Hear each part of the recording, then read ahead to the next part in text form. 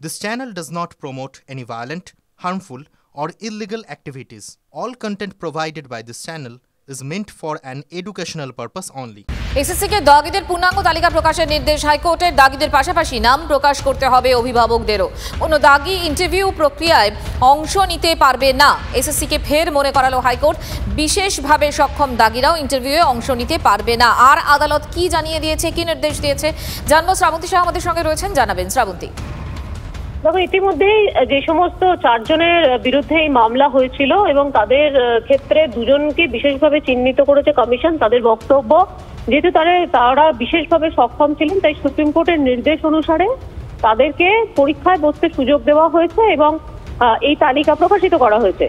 যদিও বিচারপতি অমৃতা সিনহা স্পষ্ট নির্দেশ দিয়েছেন যে সুপ্রিম কোর্ট আলাদা করে দাগিদের তিনি যদি বিশেষভাবে সক্ষম হন তার জন্য কোনো রকম ভাবেই বলেননি যে পরীক্ষায় বসতে বা ইন্টারভিউয়ের তালিকা নির্দেশ করতে। এই ক্ষেত্রেই পূর্ণাঙ্গ তালিকা প্রকাশের নির্দেশ দিয়েছেন, যেখানে পরীক্ষার্থী এবং তার বাবা মা সহ যাবতীয় নাম প্রকাশ করা হবে, যাতে অন্যদের ক্ষেত্রে কে এই দাগি সেটা আইডেন্টিফাই করা সম্ভব। বেশ, ধন্যবাদ তোমাকে।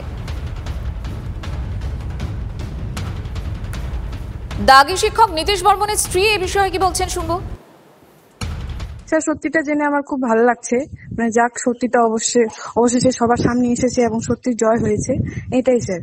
আমি বাকি আরো দেখলাম যে যারা ওখানে ছিল পেজ ক্যান্ডিডেট, সবাই নামগুলো আমি চেক করেছিলাম, দেখলাম যে উনাদের কিন্তু টেন্টেড লিস্টে নাম ছিল না, খালি উনারই খালি ছিল। কোনো পার্ট টাইম শিক্ষক ভুল তথ্য দিলেই বাতিল হবে প্রার্থী পদ। এসএসসি মামলায় হাইকোর্টে জানালো কমিশন, পূর্ব অভিজ্ঞতার জন্য নাম্বার পেয়েছেন 2 পার্ট টাইম শিক্ষক। যদি 2 জন নাম্বার পান তাহলে সবাইকে দিতে হবে নাম্বার। এই দাবি জানিয়ে মামলা হয়েছে হাইকোর্টে। 2রা ডিসেম্বরের মধ্যে নিজেদের বক্তব্য জানাতে হবে কমিশনকে। 2রা ডিসেম্বর পরবর্তী শুনানি। হাওড়ার শিবপুরে অভিজাত আবাসনে গুলি, স্বামী স্ত্রীর বচসার মাঝে গুলি চলল। অভিজাত আবাসনে গুরুতর জখম অবস্থায় হাসপাতালে ভর্তি পুনম যাদব। গ্রেফতার অভিযুক্ত স্বামী গোপাল যাদব। বেশ কিছুদিন ধরে স্বামী স্ত্রীর মধ্যে বিবাদ চলছিল বলে পুলিশ সূত্রে খবর। স্ত্রী পুনমের মাথায় গুলি করেন স্বামী গোপাল যাদব। আর শুধুই পারিবারিক বিবাদ নাকি নেপথ্যের সম্পর্কে টানাপোড়েন খতিয়ে দেখছে পুলিশ।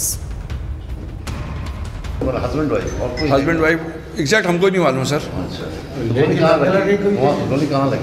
गोली यहाँ पे रेस्क्यू कौन किया? बच्चा भी है। रेस्क्यू ऊपर में एक फ्लैट में है।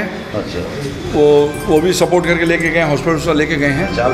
सीएम में है। हाँ, और वो लोग ही जानकारी दी है शिवपुर थाना में। अच्छा, घटना का जानकारी वो लोग ही दिए हैं। हाँ, खुद जानकारी दी है। कौन उसका हस्बैंड दिया है क्या? हस्बैंड दिया या उनका दोस्त दिया है, जो भी है उनका घटना का जानकारी शिवपुर थाना में वही दिए हैं।